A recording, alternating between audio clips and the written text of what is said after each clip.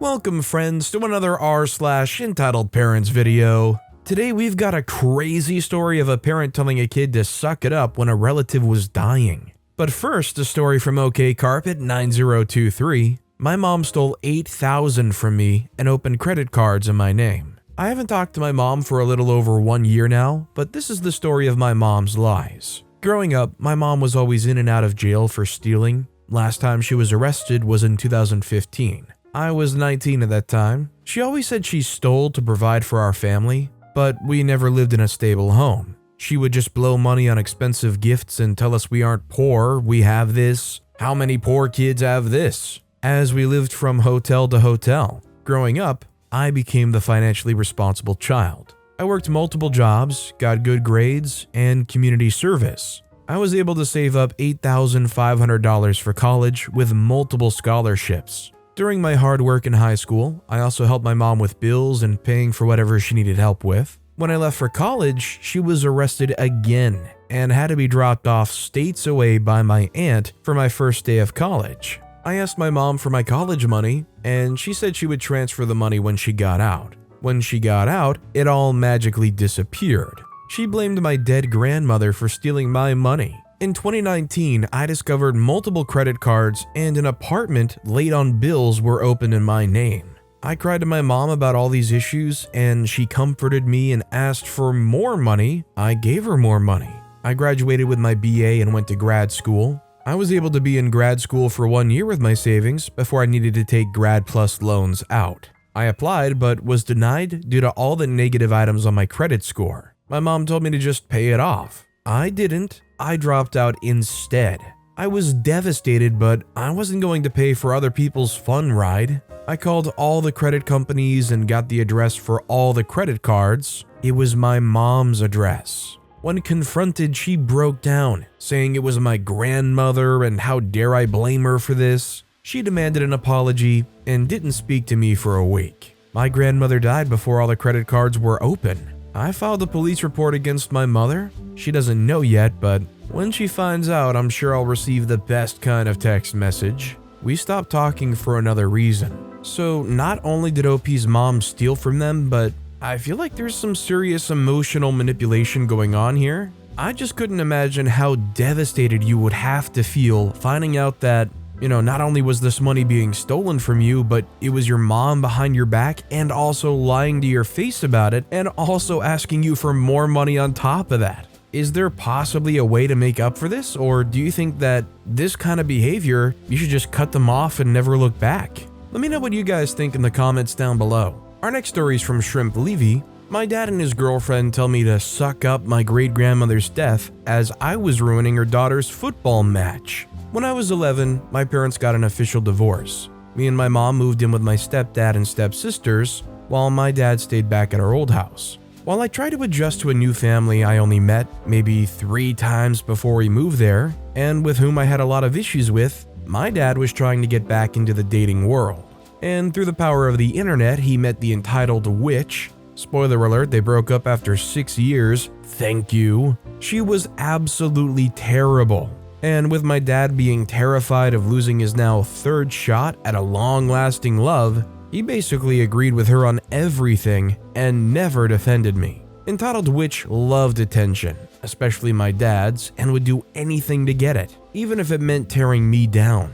It started small, accidentally booking their 2-people holiday on the weeks I was supposed to be at his place, accidentally talking a bit too loudly with her friends about me while I was literally 1 room over, with the door wide open, accidentally throwing away my miniature toy collection because I was 1, over the age of 3, and 2, not a boy, and so on. One of the worst things that happened, as you may have read by the title, was the day my great-grandmother passed away. She was the grandmother of my stepdad, but the minute she met me, she was one of the only people there who saw me as family instantly. She never treated me any different to my stepsisters and cousins, and I loved her dearly. At that time, me and my dad were visiting Evil Witch for the weekend, and our youngest daughter, 24, 10 years older than me, was playing a soccer match with the town's women's team. I'm not the biggest sports person, so in combo with being a moody teen and disliking the people there anyway, I wasn't enjoying myself.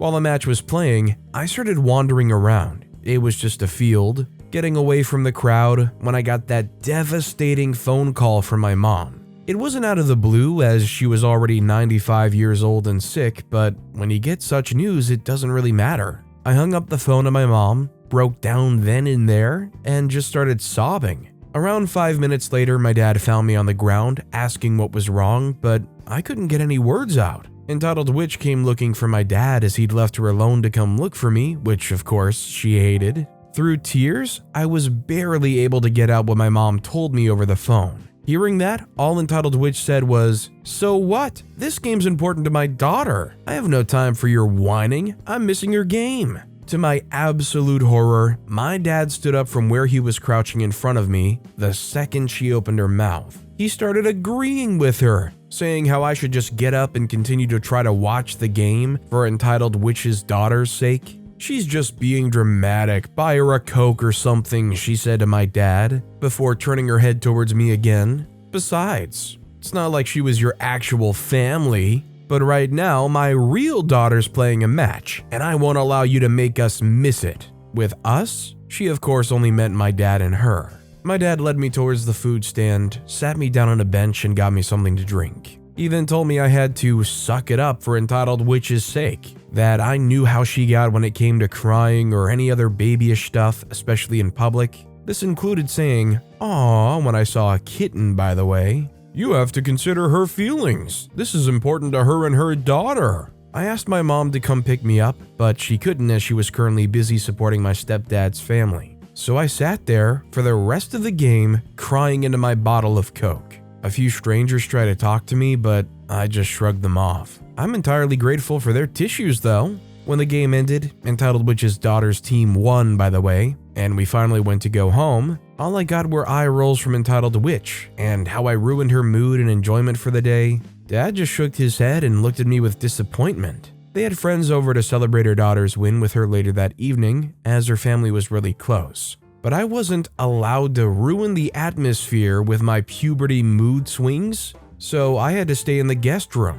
And so there I stayed for the rest of that night, with a plate of food that I never ate, for what I got told off the day after, just trying to dream of this day never happening, and that I could have seen my great-grandmother one last time. I'm 21 now, and this memory is still burned in my mind as one of the worst days of my life. I feel like a lot of people might say common things like, the past is the past, and you need to try to learn to move past it and not let it affect you. But something like this is such a traumatizing day, such an impactful moment in your life. It just seems like the kind of thing that would be so hard to get past. Is something like this only something you have to learn to cope with and get past by being blunt about it to the people who affected you negatively, even if that's just your dad? I just hope for OP's sake that they were able to get some more official help and be able to attend something like therapy. By the way, make sure to hit those like and subscribe buttons down below so you never miss any of my daily videos. Our next story is from an anonymous poster. My mom's mad at me for trying to plan my wedding the way I wanted. So as you read the title, my mother's mad because I want a different type of wedding. First, let me explain Balkan weddings. 1. The night before, the wedding guests of the bride gather at her house and guests of the groom at his house. You have to get catering for all the people that come, usually around 30 to 40 people. It's exhausting when you have a long day tomorrow. You have to serve the guests food and drinks, and Balkan people don't really think much of others and how tired they are. Read The Bride and Her Family. 1. The day of the wedding, you have to also cater the guests, because why not? It's like the wedding didn't even start yet. 2. As a bride, you have to be ready by noon or 1 p.m. because it's a tradition that the groom comes with his guests, family and friends, to get the bride. And the bride waltzes out of her house, all happy and not at all tired. 3. You mingle for an hour or two with the guests and pretend you're not already tired. 4. All of the guests and bride and groom get in their cars and create a huge motorcade, and you all leave to go to the church to get married. It's usually at the bride's parish, but we wanted to do it in the city where the venue is. 5. After church, we all go to the venue and celebrate until like 4 a.m. The start of the dinner at the venue is around 8 to 9 p.m. My mother wanted the traditional way because of what will other people say, and I wanted a wedding without steps, 1 through 4. I just wanted to be fresh and rested for church and the venue and not spend the whole day in 40 degrees Celsius weather sweating my butt off. Now she's mad at me, telling me the groom and his mother are forcing me to give up my wishes, when I'm the one who gave up the idea of a traditional wedding because my brother married the same way and it was awfully exhausting for me and my mother. I told her how we had to clean the whole house and serve all the guests, and she's telling me I did nothing and I'm a disappointment. At first, in the winter when we started planning the wedding, I told my mom that I wanted the whole traditional vibe in remembrance of my dad who passed away, because I would be in a house in his village that he grew up in. But when I realized during the summer how hot it is in the village, I decided maybe it's not so terrible to think about non-traditional ways. I finally allowed myself to be open with my wishes, and I get manipulated all the time into thinking my fiancé is not meeting my wishes when it's my own mother disregarding them. Opinions please on what to do, and sorry for the long text. So I think the bottom line here is you need to have your wedding the way you and your bride want to have the wedding. If there's something that you and your bride agree upon, then you have no obligation to anybody else to have a wedding any which way but the way you want it. You know, as long as it's not illegal. If anybody's trying to tell you that your wedding isn't about you, it's about the family as a whole, I think that's personally a really big red flag. Our next story is from Quixie Quirk, Finnish Karen. I've been living in Finland for a while now, and I'd really come to think of Karens as being an American phenomenon.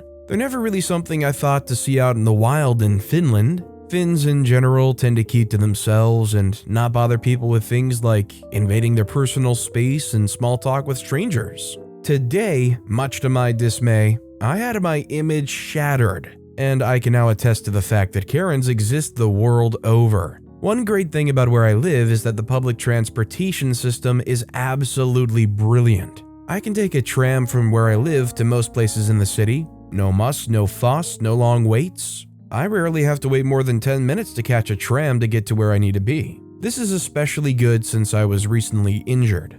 In short, while I was going down the stairs, my feet forgot how to feet, and I took a little tumble. To make a story longer, I broke my ankle and I'm on crutches while I mend. Today I needed to head into the city center. It should have been a quick and easy trip with a minimum of walking, so relatively painless. With my crutches, I hobbled my way across the street and onto a tram. Now, to paint a little picture, the way the trams are set up is like that of most subways. You don't have to go in through the front door. You can enter the tram from one of the sets of doors along the sides. On the side, in front of each of those doors, is an open space where the seats fold up to allow for room for wheelchairs, walkers, strollers, and the like. Now, there's a little nook behind the doors I entered through with 2 fold-down seats. I chose to sit there because those are some of the last seats taken on the tram, and people with strollers and wheelchairs have to maneuver a little extra to get in there, making them generally less desirable. They're perfect for someone on crutches though. Now on to the actual story.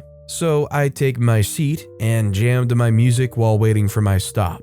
We get about halfway to my destination when a woman with a giant honking wannabe transformer stroller gets on. Now, as I said, the entire area was completely devoid of people. She had her choice of any of the spots in that space to park her behemoth of a stroller. However, none of those places were good enough for her because her eyes immediately fell on me. She actually fit her stroller into one of the vacant spaces, walked over to me, and asked me to move so she could sit there. I just blinked at her. First, I was surprised that a Finn was speaking to me at all. In my entire time living here, it hadn't happened before. I've had tourists ask me for directions, but outside of drunk people, I've never had a Finn engage me in small talk. I pulled out an earbud and asked her to repeat herself. She gave an annoyed huff, and assuming the accent on my Finnish meant I didn't understand her, rolled her eyes and switched to English. "You need to move so I can sit down."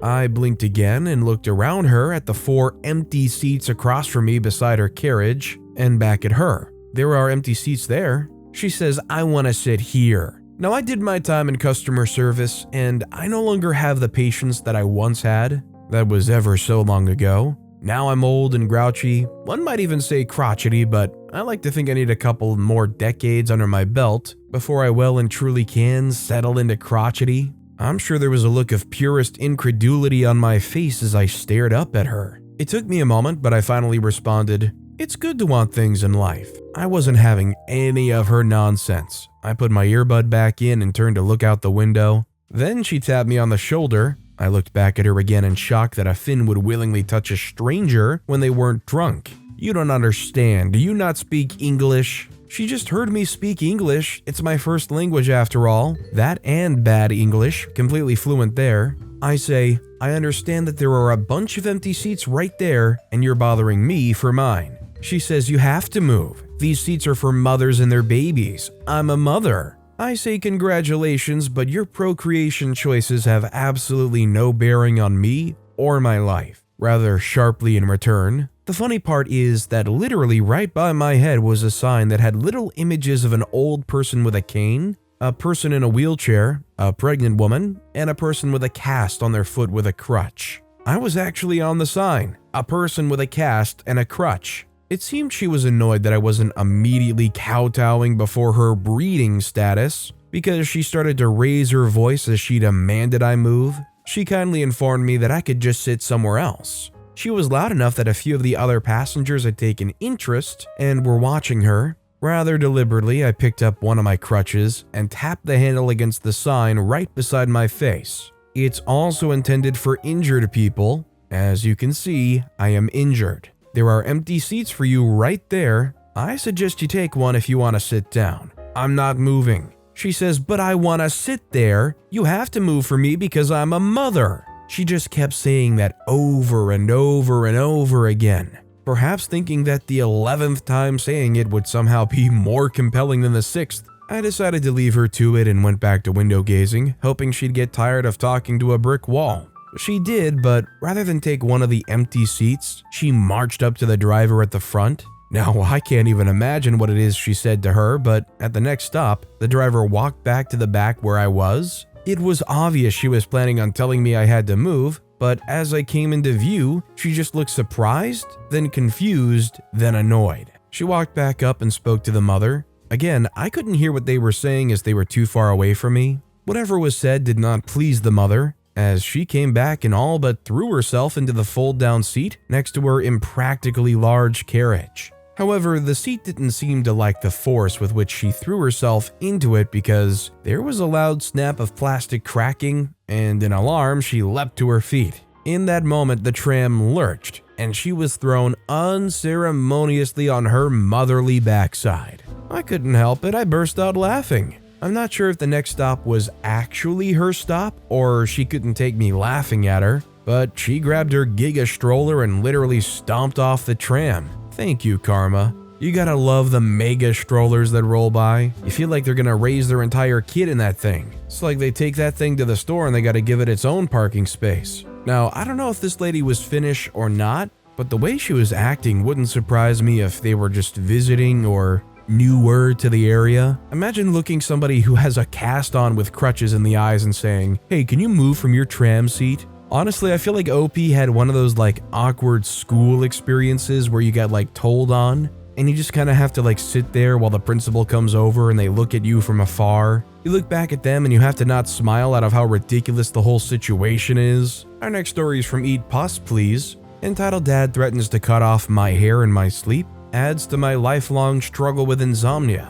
I posted on the sub yesterday regarding my entitled parents' behavior regarding my transition, female to male, and got what I think was one of the best unintentionally funny comments I've ever gotten in the many years I've been on Reddit. It reminded me of a story from my very rough teenage years regarding bodily autonomy. One of many. I was a little cringe emo kid growing up. It was the big cope of my youth. I got relentlessly bullied in elementary school and switched schools when I went into middle school. It felt like an opportunity to reinvent myself and create a new reputation. I still got bullied, but the alt-goth and emo getup effectively redirected most of it to be about how I dressed, and not the details of my person I actually felt self-conscious about. Being called a gross creep and getting socially isolated for badly hiding my crush on another girl, getting mocked for being the first girl to get her period when my tormentor dumped out my bag and my pads fell out, emotionally devastating. Having a rumor started about me that I secretly worship Satan? Not really the same level of ownage, you know? There's getting bullied, and then there's getting bullied in a cool way. And being bullied in a cool way means it's suddenly not social suicide to associate with me. Suddenly, not only did I have friends for the first time in my life, but I had people actually want to be my friend because I was the cool, goth, edgy chick in a Catholic middle school. So, as you can imagine, I had a lot of emotional investment in maintaining my status as one of the cool, goth, edgy chicks. There were other edgy alt girls to compete for dominance with, and I needed to distract my bullies from the fact that I never once successfully maintained a boyfriend. Despite my best efforts to get a beard, boys really don't like it when the girl they're into can't bring herself to kiss them. I was terrified rumors about me being gay were going to start up again. A nightmare scenario since we were forced on the daily to change in a room with only 2 stalls before and after gym. For anyone who didn't grow up female and queer, that was the pervert checkpoint with some of the worst bullying I've ever seen take place.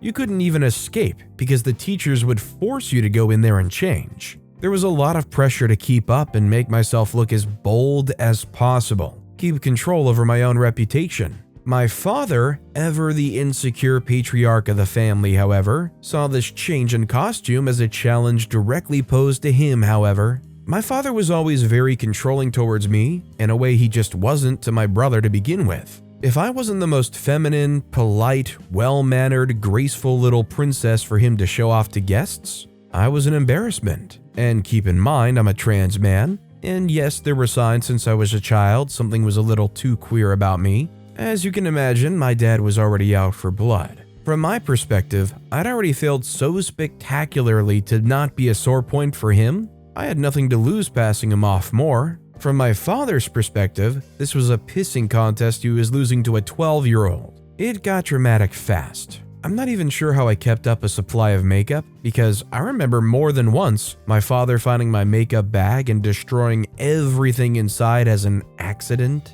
I believe my mother kept giving me money to buy more behind his back because she knew I was socially struggling and looking prettier was how she dealt with the problem too at my age. But she wouldn't stop him from offloading the brunt of his frustration onto me. I had to start guarding my clothes, made sure only my mom did my laundry if I wasn't doing it myself. I remember a few of my items I was so paranoid he'd get to, I would hand wash them in the sink lest he pull them out of the washer and ruin them. I didn't have a lock on my door, so there was always the risk of him just going in my room to destroy my things, something he sparingly did due to the fact that it was less defensible. He knew I would tell people, and he wanted to maintain the illusion that we were a normal family, but he did a few times in instances he thought he could get away with it. The thing that erupted this trial of wills into an all-out war, however, was the blue hair saga. The other girls at school were starting to dye their hair when I was around 13. It felt of vital importance I keep up.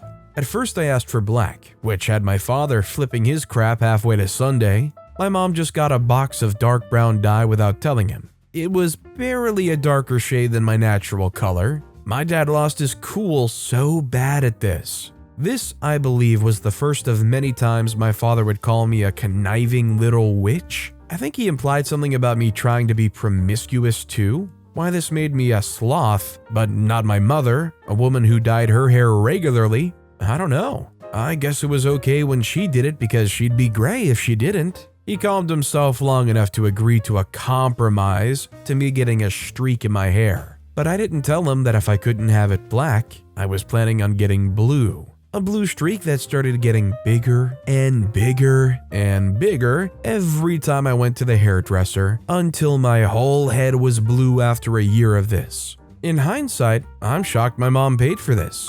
I don't think she would have if I hadn't told her the other girls were doing it and I was afraid of being uncool. A wound my mother empathized with. The only reason my father tolerated this for so long was because he felt guilty for calling me a witch when I dyed my hair slightly darker brown. I got cocky, I guess. The front of my head was blue without him saying anything. So I jumped from half to my whole head dyed one day. That's when he snapped, which, I should have seen that coming. He said it over dinner like it was a perfectly normal punishment, that he was considering cutting all my hair off in my sleep. That I better start getting on his good side because if I try something like this again, he will. He seemed so pleased with himself when he saw how scared I looked, when I started crying and panicking.